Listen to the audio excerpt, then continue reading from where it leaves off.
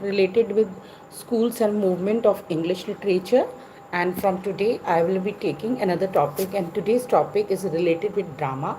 So, the topic is the dramatic art. So, when we see drama in fiction, then drama present fiction or fact in a form that could be acted before an audience. We have seen drama is one of the oldest form, and whether it is India or the world, it has always been acted in front of the audience. Written, it was first in the oral form, and then later on it was recorded in a written form.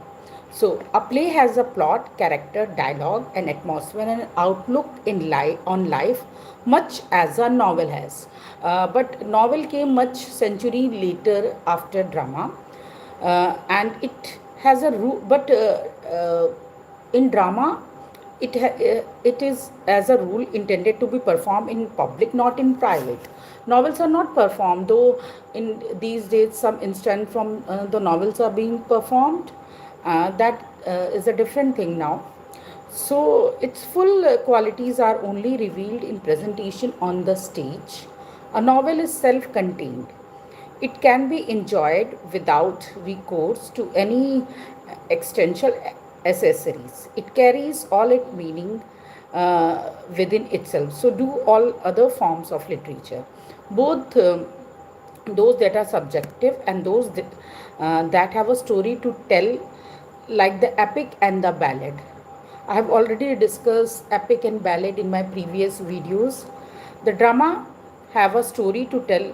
The drama alone is a composite art in which the author, the actor, and the stage manager all combine to produce the total effect.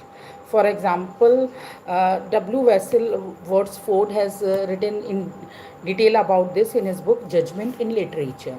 So, if anybody working on drama should read this book, it is Judgment in Literature by W. Cecil Wordsworth. So, the management of the material of drama is consequently different from that of the novel. So, I am discussing the difference between the drama and the novel.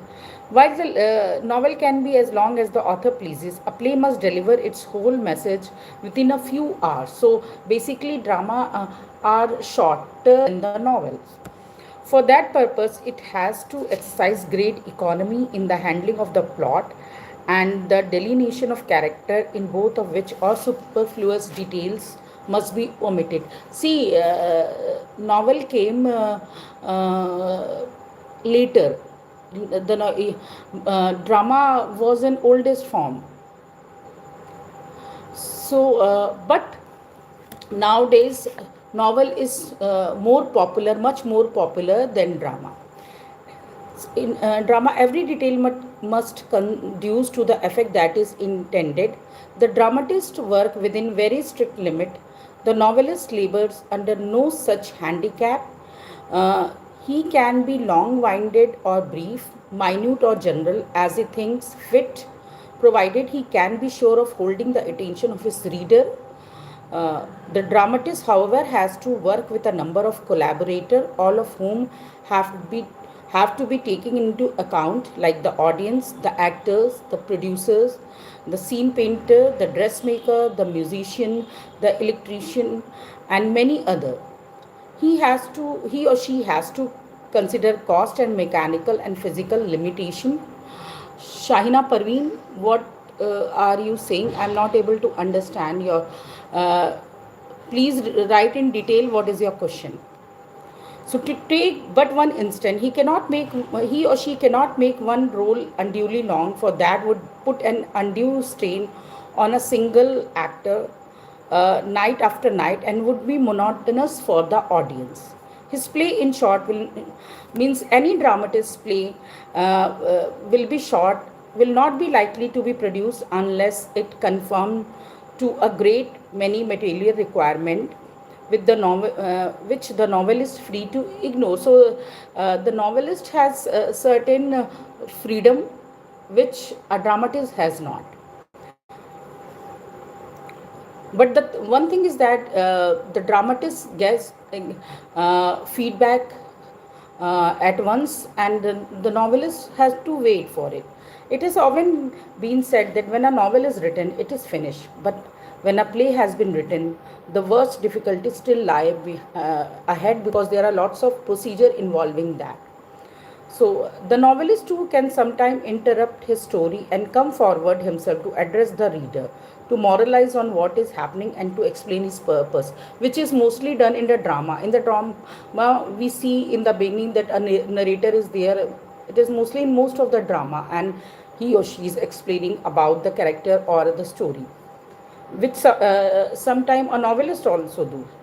Though this is means novelist doesn't interrupt most of the time, and this is hardly ever done nowadays. It was quite a common practice with older writers such as Thackeray, William Macbeth Thackeray.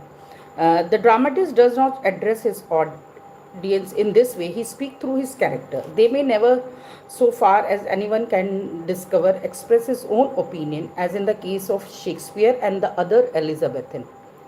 On the other hand, they may, as in the plays of Shaw or Galsworthy, put forward with special force and brilliance the author's personal view on social and political question of every kind.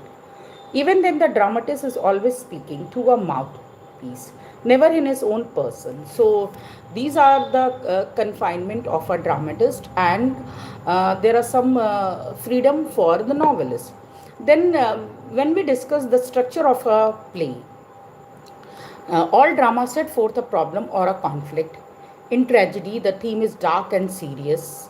For example, Shakespearean tragedy like Hamlet, Othello, and in comedy, it is light and gay, like Shakespeare As You Like It.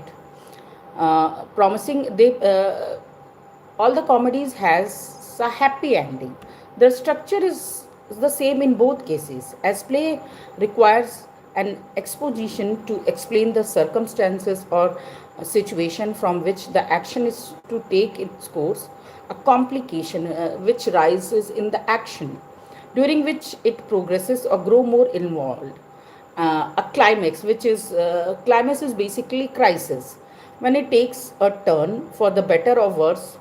It is perhaps according as the play is comedy or a tragedy. If it is a tragedy, then the situation will be worse, and if it is a comedy, then situation will be pleasant.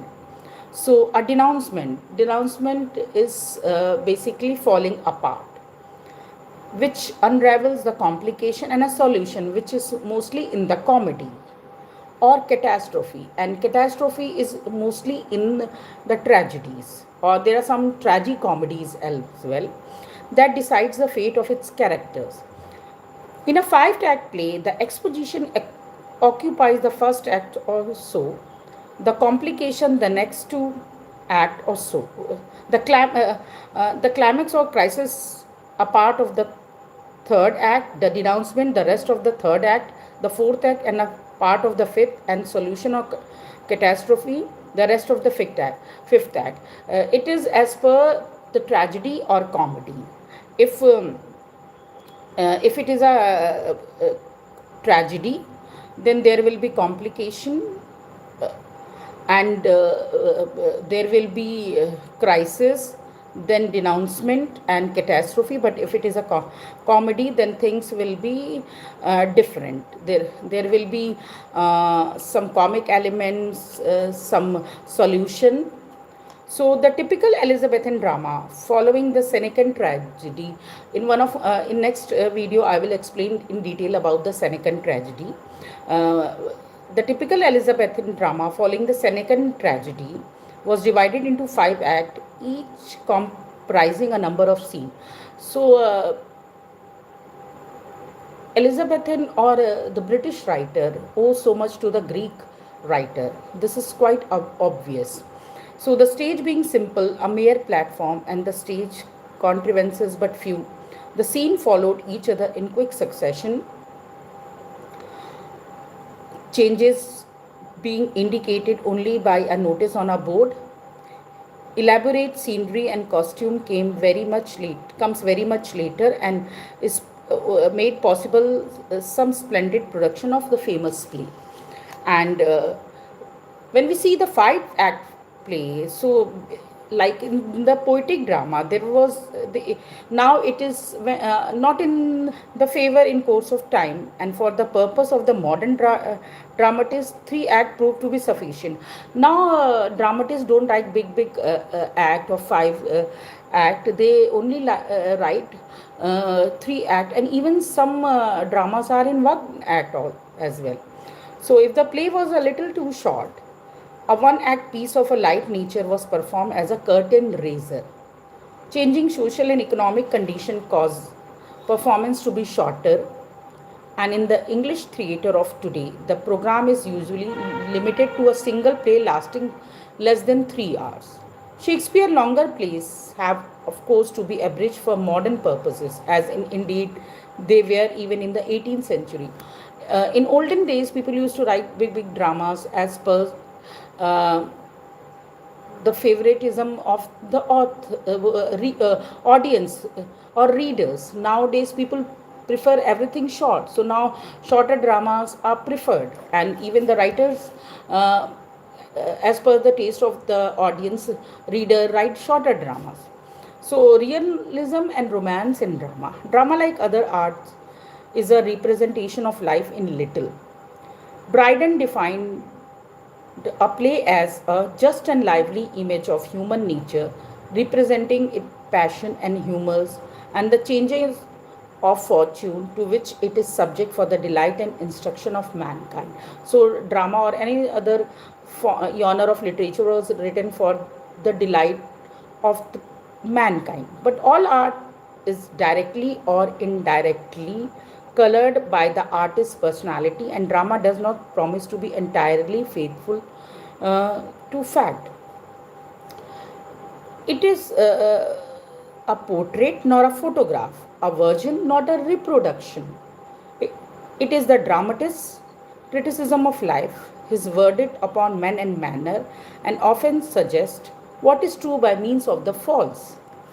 A great play is the product of imagination working upon experience and observation, whatever the theme may be. The method may be romantic, lifting the language and the character into the realm of poetry, or it may be realistic, keeping close to prosaic but not less dramatic fact. Hamlet summed up the principle of realism in drama, whose end, he said, is to behold as it were the mirror up to the nature, to show virtue her own features, scorn her own image, and the very age and body of the time, its his form and pressure. In Hamlet, we have seen a tragic ending, the ending of a hero. The death of the heroine was in the middle of the drama, and in the end, the hero also dies. So, because of this, uh, critic often say about Shakespeare that he doesn't had poetic justice. He had not done justice in some of his plays. Shakespeare put these words into the mouth of his character, but as a romantic poet, he did not himself aim at a realistic portrayal of man and manner or life as it is actually lived. He enlarged or compressed as suited his purpose that of a professional dramatist writing in accordance with the taste of his time for lofty languages and grandeur of conception. Folly in his hand is more consistently foolish than ever. It is in life and nobility of such a quality as it really met with. Ben Jonson indeed attempted, as he said, to show an image of the time, employing for that purpose language such as men do use, but perhaps for that very reason he made less appeal to later generation. Realism tends to fade with the condition it represents because it is true to them only. The romantic drama deals with what is common to all time in a style that will always be admired for its own beauties. Modern realistic drama has produced many works that achieved great and deserved success in their own day.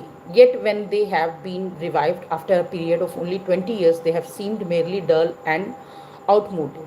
So, in 19th century, when novel rised and gained popularity, then the drama started fading. nor of the drama was not very much popular in the 19th century, but in 20th century it was G.B. Shah, George Bernard Shaw, who again revived the genre of drama made um, by writing some of the finest drama like Arms and the Man. That again drama was written by the writer community around the globe and almost and in all the languages of the world. So I hope it is clear now. Shahina Parveen, what do you want to say? What is understand? You have written what is understand.